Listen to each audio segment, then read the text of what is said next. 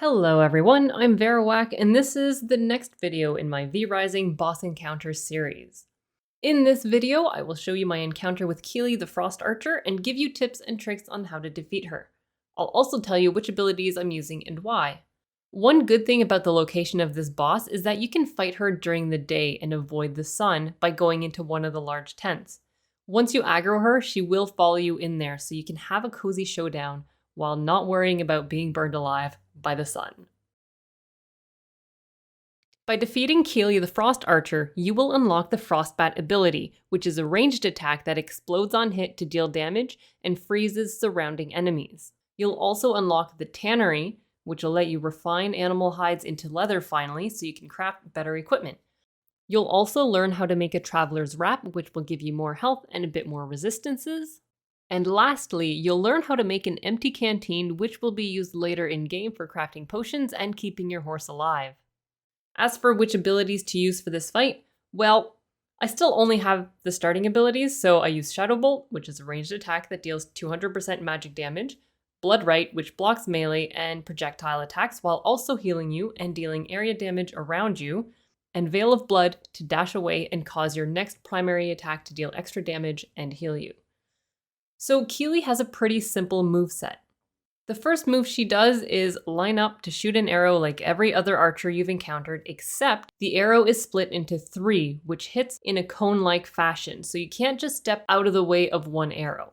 If you get hit by her arrows, you will be slowed for 6 seconds. You can also use the environment to avoid getting hit by the arrows sometime, which could be helpful. For the beginning of the attack, when she readies her bow, she'll spin to face your direction for a certain time. Once she stops spinning, that's the direction of her attack. It's also much easier to avoid her attacks if you stay in melee, since the cone area is much smaller the closer you are to her. Also, by being in melee, you can use your Blood Right ability to absorb her arrows, heal, and deal some damage to her. Her next ability is to go invisible and walk around.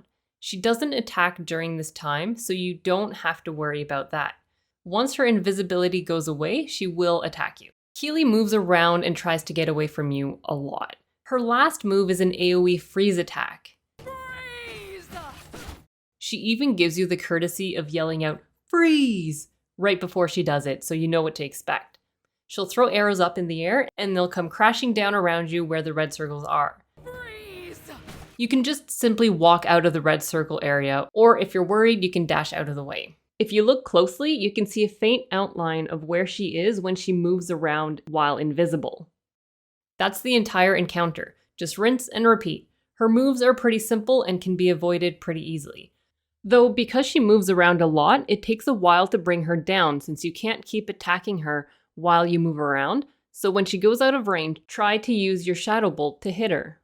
A tip to make this fight easier is actually to clear out the camp before you engage her. Since she moves around quite a bit, you can easily aggro a lot of enemies inside the camp. And there you have it. The Keely the Frost Archer encounter is done. And now you have access to the Tannery so you can make better equipment and fight stronger bosses. Thanks for watching, everyone. I hope this video can help you out with Keely if you're having issues defeating her. Again, I used the spear to defeat her, which is my go-to single target weapon for low level. Next video, we're gonna look at the third boss on the list, which is Rufus the Foreman, and I'll go through the exact same thing I did here, and we'll learn how we can defeat him. Also, don't forget to subscribe to the channel and also follow me on Twitch. Thanks for watching, everyone.